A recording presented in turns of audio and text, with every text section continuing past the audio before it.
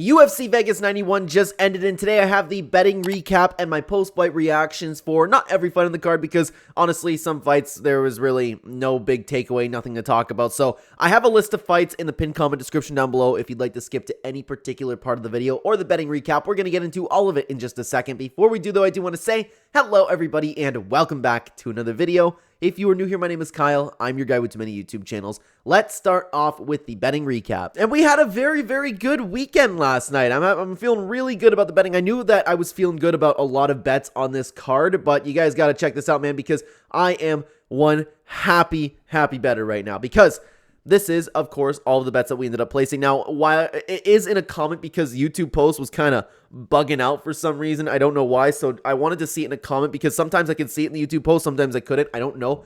Something was going on with YouTube. So unfortunately, we do have to see it in the comments today. Now, I always, or typically, I've been posting a fun parlay, which actually did pretty good. We ended up losing at the last two over here. But anyways, getting into the solid bets for the weekend, I was feeling pretty good about Mitchell McKee and both Ketlen Souza to win. Ketlen Souza was probably my most confident pick on the entire card, and I was liking Mitchell McKee over in LFA, so I parlayed them together because both of them ended up being really big favorites. Put 0.25 units on that. That hit.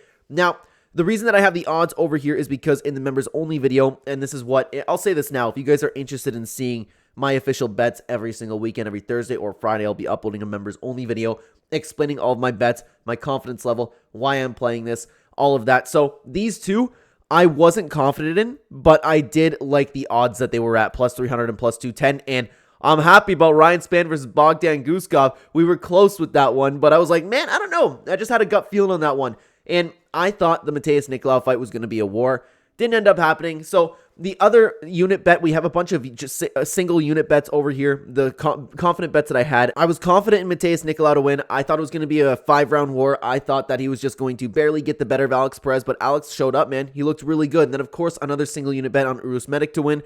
Then a 2-fight parlay with both Ketlen Souza and Victor Henry, and another single bet for 1 unit for Karine Silva to win. I was shocked. And typically, guys, I don't bet. It's just the way I work. I know that it's you could find some really hard value in betting on cards way down the line. I don't do that just to be organized myself. I caught Karine Silva like well over a week ago at plus money. I thought that was crazy, and I hopped on that as soon as I possibly could. So we did a great job this week, guys. I'm hyped about it, and I see a lot of spots next weekend, to be honest with you. So, guys, if you are interested, check out the membership. Very cheap compared to other channels. And like I said, we have a new members only video every Thursday or Friday before the event. Sometimes I bet on LFA and one championship, sometimes Bellator, sometimes PFL, but typically I stick to UFC. Regardless, it's been great, guys. Every single member that we have here, thank you for your support. I'm happy to be here. And one more thing before we get into the actual fight breakdowns. If you are also interested in Odds Jam, you can get a discount. It is a fantastic way to take a look at which sports book you want to place your bets on. That's where I find it the most interesting personally. Use my link or code Clenbat in the description down below or the pinned comment. You will find it, and you will get a discount if you want to sign up to OddsJam. With that being said, though, guys, a little bit of a longish intro over here. Sorry about that. Let's get into the recap. Starting off with Ivana Petrovic versus Liang, and I was actually... okay, so breaking down this fight, I was saying, oh, Liang's probably going to look good at the beginning, but then when is she going to break down? And for some reason, I still sat here watching this fight. Liang was doing really good, and I was like, oh my god, I'm getting a little bit worried for Ivana Petrovic, because of course I wanted Ivana Petrovic to win. It's better for the division, right? But then, of course, everything that we were talking about before the fight actually ended up coming true, and Ivana Petrovic ended up getting the win here. I wanted to place a bet on Ivana Petrovic, but for those crazy odds that they were at, I was like, no, anything can happen in those divisions. Then we have Ketlen Souza versus Marnic, man, and man, this was a little bit interesting because I always have a hard time talking about this because I know the place I'm at from behind my microphone here, and it's easy to say, but I believe Marnic Man to be one of the worst fighters to ever grace the octagon. I've been watching this girl for years, and she has never improved, and she's always sucked. I don't know how she scraped by some wins, so I was very confident. I had a parlay and a single bet, both, or no, it wasn't a single bet. I had two parlays, excuse me, I had to look over here. 2 parlays with Ketlen Souza because she was a big favorite. That's why. Sorry about that.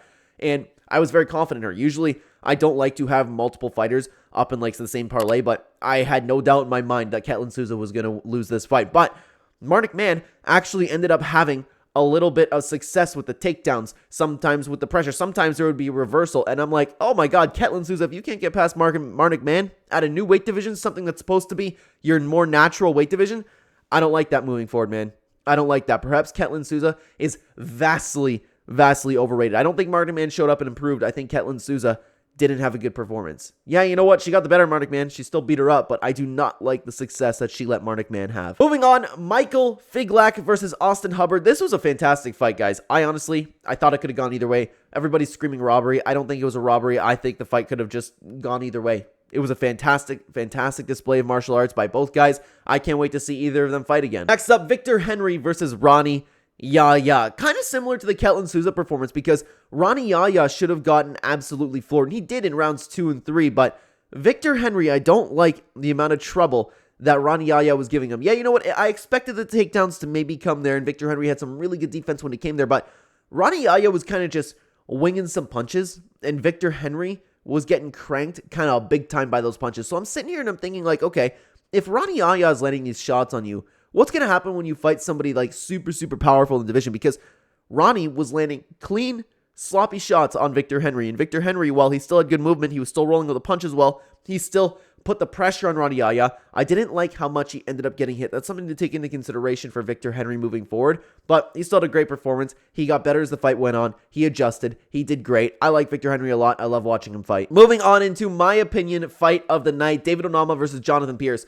This was a technical war. I think the stock went up for both guys. I think the fight could have gone either way, and no matter what, I'm coming back, and I'm feeling really good about these guys. We had a little bit of a knockoff Max Holloway versus Justin Gaethje at the end, which put a cap on an amazing performance, but I loved the heart, the pressure, the cardio that was displayed in this fight. Both guys pushed their will to the max and constantly were scrambling, reversals. They were throwing big shots at each other. Jonathan Pearce was even trying to strike with David Onama, had a little bit of success there. Man, I absolutely loved watching this fight. Man, again, stock went up for both guys in my opinion. It's one of those fights where it's sad that somebody has to lose. I don't personally think it was a robbery. I think the fight could have gone either way. I know some people were talking about robberies there, but more so with the Austin Hubbard fight. Regardless, I just sat back and I enjoyed the war that they put on for us. Moving on again to Karine Silva versus Ariane Lipski. Now, this is actually a really good fight.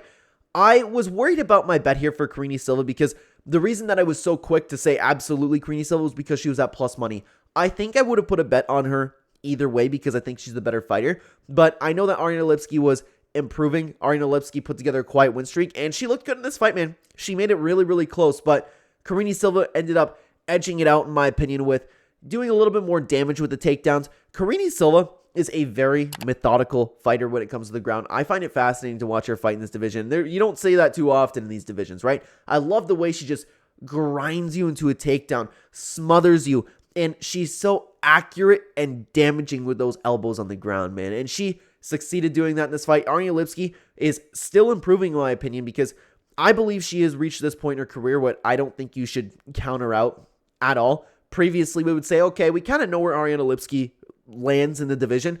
I think the girl's still improving. I think she looked good in this fight, and I think to make it a fairly close fight with a girl like Karine Silva, I think that's a really good thing to have in your, and I don't want to say record, but like, it's a good thing to have in your career. You know, I think Karine Silva is a fantastic fighter. I think she's on track to potentially become a champion, and Ariane Lipski looked good in this fight as well. Great fight. Now we have Alex Perez versus Matheus Nicolau. Man, I was so close to having a clean sweep for the betting guide this time around, for the official plays, and usually we do really good with the member bets, of course, but I was so close, and I was talking, because I was watching the fights with my wife this weekend, and I was like, oh my god, I can't believe it. I don't know if I've ever had a clean sweep for like LFA bets, for just every bet that we place in general. Usually I'm wildly in the positive, right? But for a clean sweep, I'm sure I have, but I don't, regardless, it's been a little while since we've had a clean sweep. There's always one little hiccup in there. And of course it happened in the main event. I thought this fight was going to be a war. I thought Matheus Nicolau was going to be just a little bit better than Alex Perez. I wasn't one of those guys counting out Alex Perez at all. I just thought that Matheus Nicolau would be a little bit better than Alex Perez throughout the entirety of the 5 rounds. And it was a really good fight as long as it lasted. And then Matheus Nicolau just ended up getting caught. So I ended up losing the over 4.5 round bet on there and the Matheus Nicolau win there. But Alex Perez, man, he looked good. Looking back on it, I guess I should have taken more into consideration that Matheus Nicolau could still be chinny. I just thought he was better, man. I thought he was better. And I know that now we're seeing a lot of people like, oh my God, how could so many people pick Matheus Nicolau? We weren't seeing that before the fight, so that's okay. Hey, we still had a great card for bets, and I'm happy about it, guys. Let me know what you think about everything down below, everybody, and thank you so much for watching the video. Again, check out the membership. Very, very cheap compared to other channels. Next to the subscribe button. I will see you in the next video. Take care.